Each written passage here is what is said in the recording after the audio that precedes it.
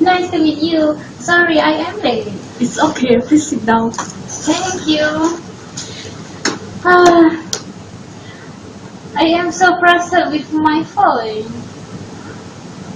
You see, What happened? it's not satisfied with my need. It's too heavy. That's why we are here. I can help you. Can you explain more? Oh, okay.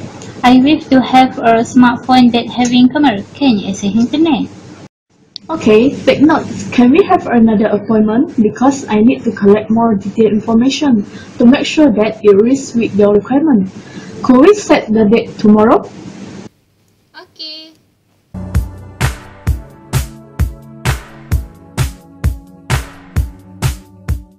I have documented the requirement that you told me yesterday. It will fulfill your requirement. Let me see.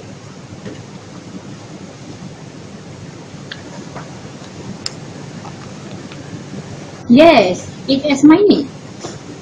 Do you want to add on any specification on the product?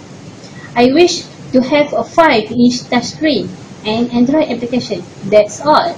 Okay, I will proceed it to the next phase. See you again later.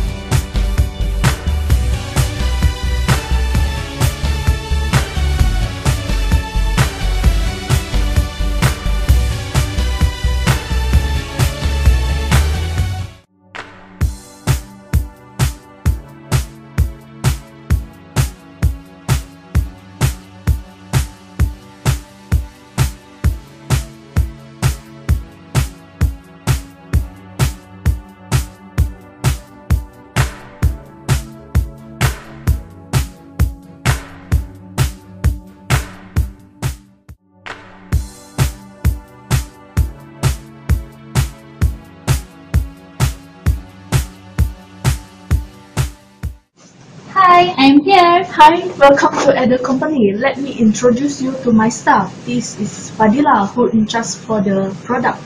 Hi, I'm Fadila. This is the phone that I want you to test it and give your comment.